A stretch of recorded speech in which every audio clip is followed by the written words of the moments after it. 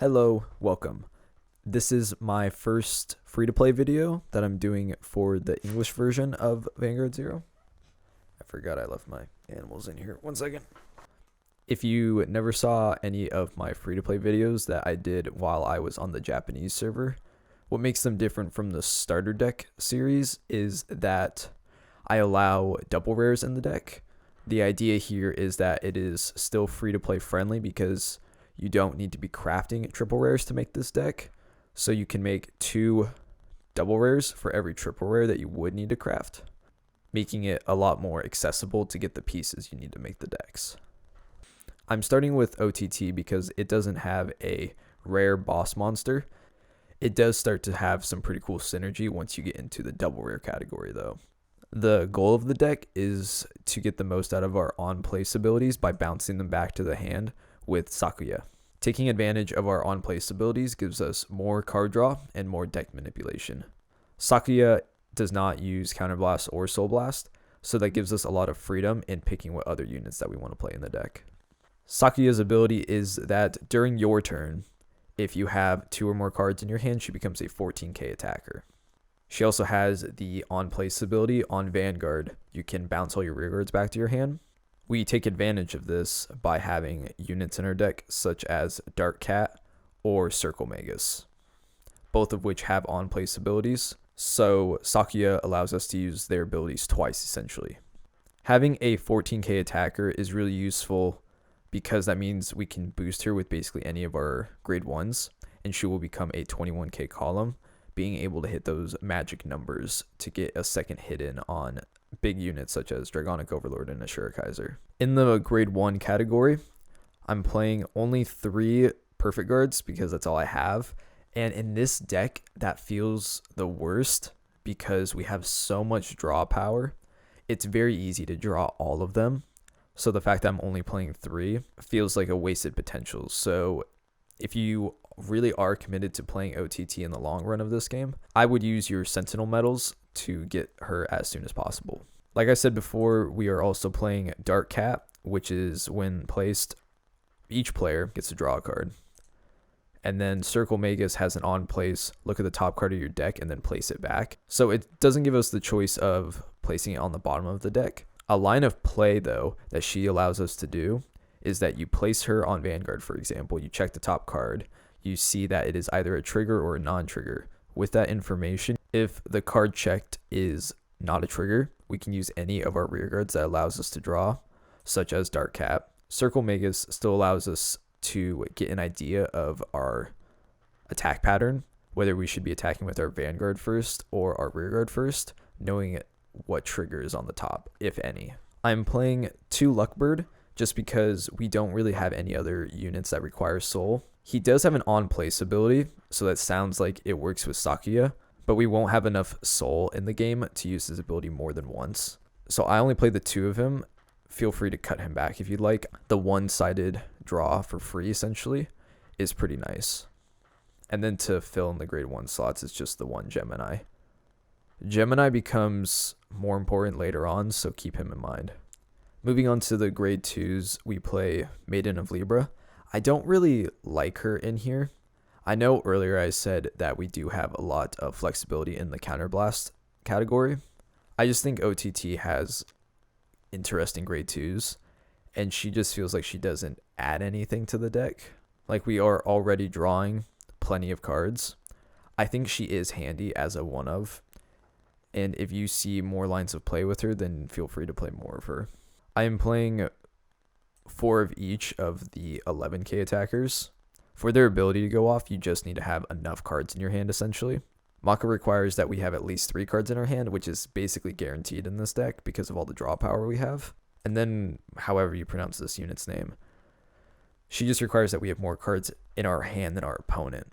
So both of them being able to hit for 11k by themselves means that they can take out any interceptor, or they can hit Dragonic Overlord or Ashura Kaiser for the first hit, making Sakuya be able to hit the second hit without having to boost them. And then we play the 4 Wisemen just as a defensive interceptor. Moving back to the grade 3s, I only have 3 Oracle Guardian Apollon. If you have a 4th of him, I would definitely play him, Both his Vanguard and Rearguard ability is on hit, draw a card. If he is on Vanguard though, you get to draw 2 cards, but then you have to put 1 back. The advantage here that he gives us is that if you don't need Sakuya to hit these 21 columns, like let's say that you just need to draw power right now, you can definitely ride him over Sakuya, and then you're going to have another copy of Sakuya because of all the draw power we have, so feel free to ride her again when you do need the bigger butt. Meteor Break Wizard is here just as a 13k attacker. Like I said, we have a lot of flexibility with our counterblasts, so he just is good to fill up the grade 3 slot. Filling in the rest of the grade 3 slot is Madonna. She's cool because her drawing is filtering.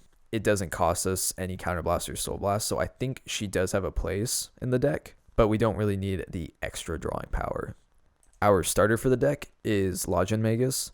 She is one of the units that allows OTT to be considered competitive in the way that she gives the deck a 5th heal trigger.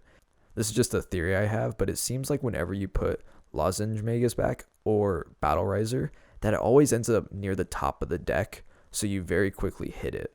So please run her as a starter. She also does allow us to draw a card, so while we're talking about triggers, we have 3 crits, 6 draws, 4 heals.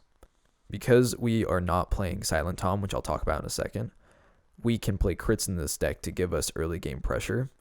And the fact that Sakuya can be our second hit for the turn means essentially we can get 3 damage in the game quite easily, especially since we have deck manipulation with Circle Magus. Upgrades for the deck: CEO Amaterasu and Coco adds more deck manipulation, being able to give us more advantage in what the deck is already trying to do.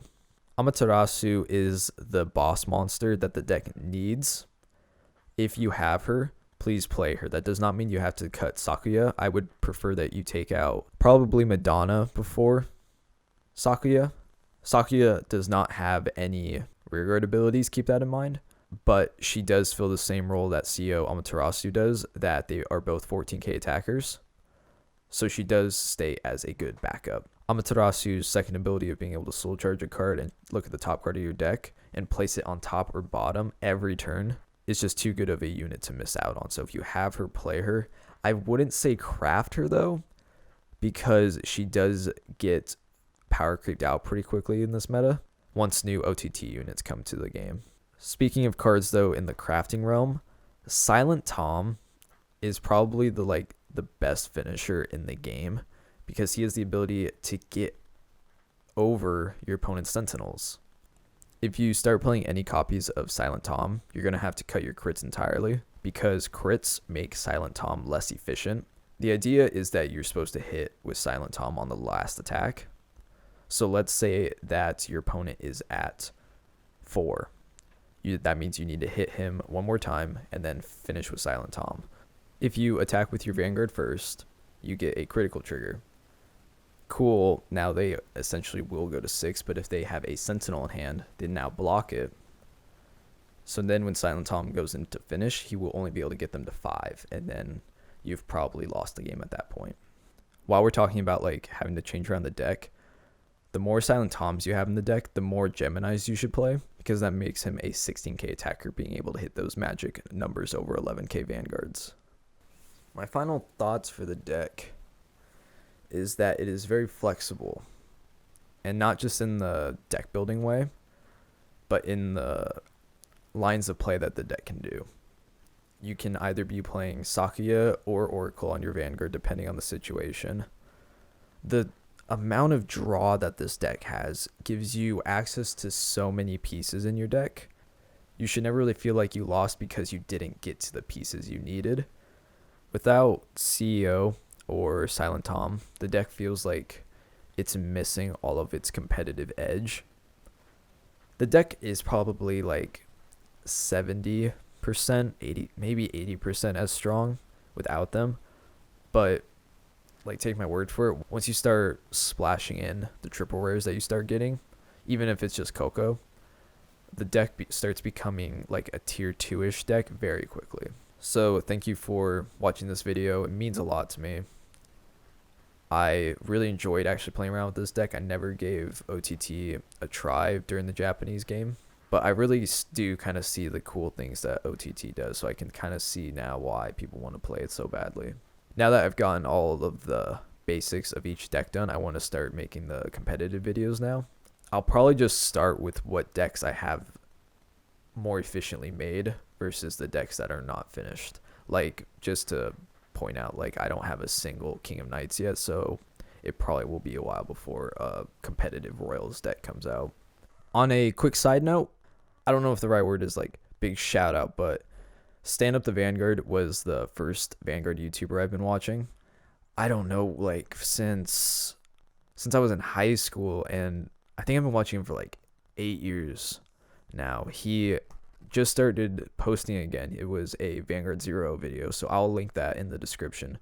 This video reminded me of him just because his like profile picture has since day one has been of Sakuya, so it just reminded me last second. So